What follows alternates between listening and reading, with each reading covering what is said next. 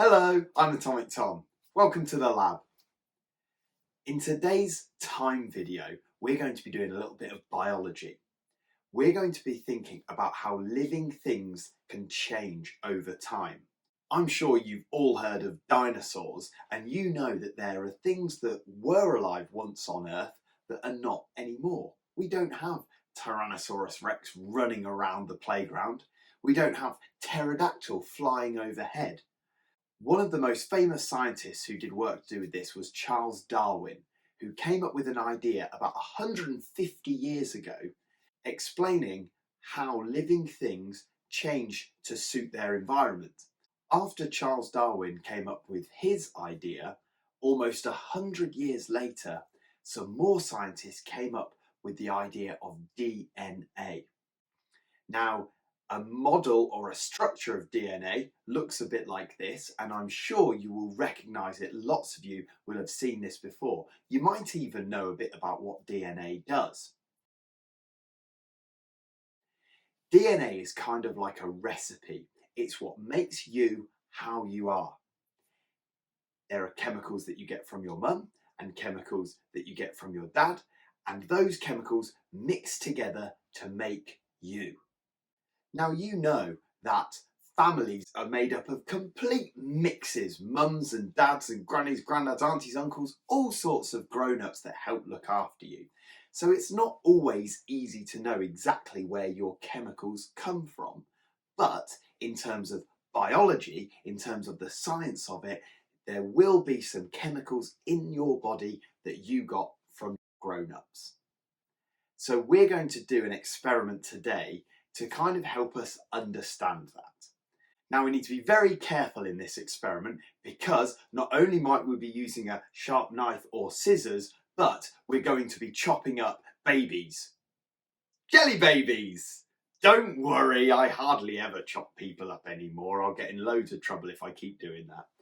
Instead, we're going to be talking all about how our DNA and how those chemicals might come from certain grown-ups, how we might be similar to our brothers and sisters, and how mixing chemicals with different people makes us varied. It gives us what we call variation. And variation means that we're all a little bit different.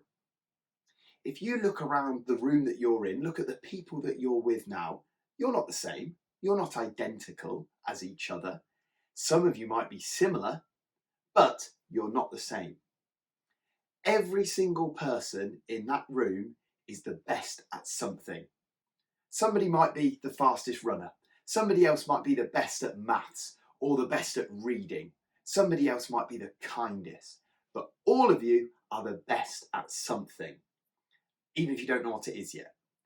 And that means that we have lots of different bests, and we can share those skills and talents among our group.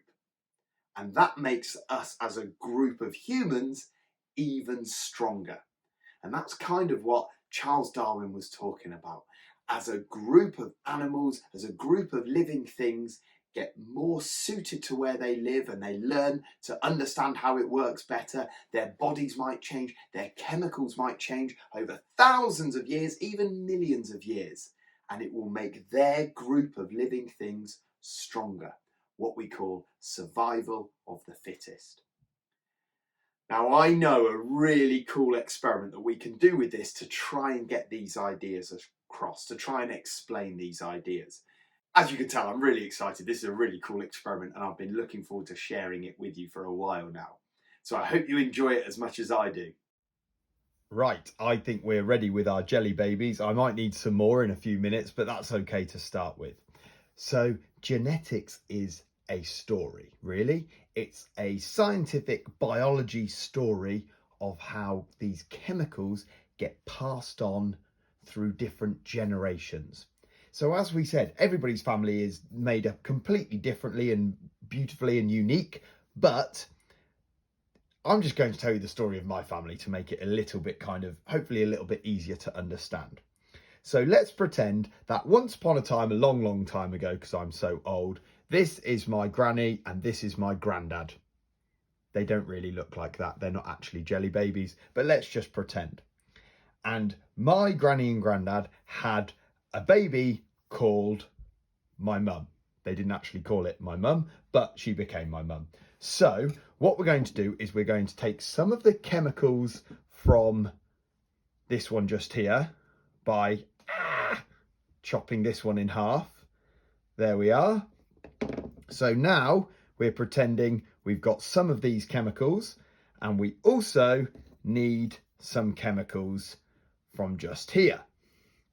So half the chemicals came from Granny, half the chemicals came from Grandad. Now, it doesn't work exactly like this. My mum isn't top half Granny and bottom half Grandad, or whichever way around that would be. Instead, it just hopefully shows a little bit of a mixture. Red and yellow makes red and yellow. Then my dad came along and they made me. So I've got a little bit of yellow from my granny. So let's get a little bit of yellow from Granny, just like this. Oh, that doesn't chop very well. Try again. There we are. A little bit of yellow from Granny and a little bit of red from Grandad. And half, they were the chemicals that went to my mum. And then my dad, let's stick those ones together. Lovely. Oh, thrown away the wrong side. You see, it does get very tricky and complicated. There we go. So we'll put those just there to make the bottom half, like that. And then I also got chemicals from my dad. So we'll get these green ones. There we are. It is accidental that he's green, but we'll go with it anyway. So here we go.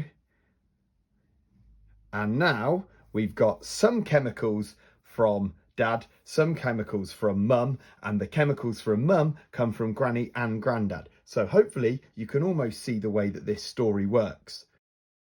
Now, I'm very lucky, I've also got brothers and sisters. And my brothers and sisters get their chemicals from my mum and dad, but they're not exactly the same as me. They're a little bit different. They might be similar, but maybe instead one of my sisters is this way round instead. We'll stick those together and we'll stick those together. There you go. Hopefully she doesn't mind looking that wonky, but we can see that the colours are a little bit different. So this is how it works. You can have a think about how you might get different amounts of chemicals from different people. And then if somebody else came along and then they had a baby and they passed those chemicals on, then it would be partly this, partly this, partly this, partly this, and a whole big mix. And that's why we've got 8 billion people in the world and everybody is different. Everybody is unique because we've all got these mixtures of chemicals. I hope that demonstration helps to introduce the idea of genetics and evolution. Even if you don't have a chance to do this experiment yourself, then don't worry, just have a think about some living things around you. Think about some of the things that you can see out of the window. How has that thing maybe changed over time to be able to survive now? How has it managed to last millions of years? Maybe not that exact one, but the group of animals or the group of living things that it comes from. Why does a cat have sharp teeth? Why do zebras have stripes? Why does a giraffe have a long neck? Why are the leaves on a tree a certain shape? All of these things are to do with the DNA that gets passed on.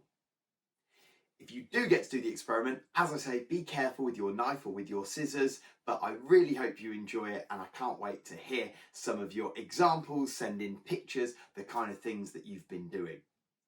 Nice big atomic science shout to finish off, and I'll see you another day for some more fun science activities. Atomic!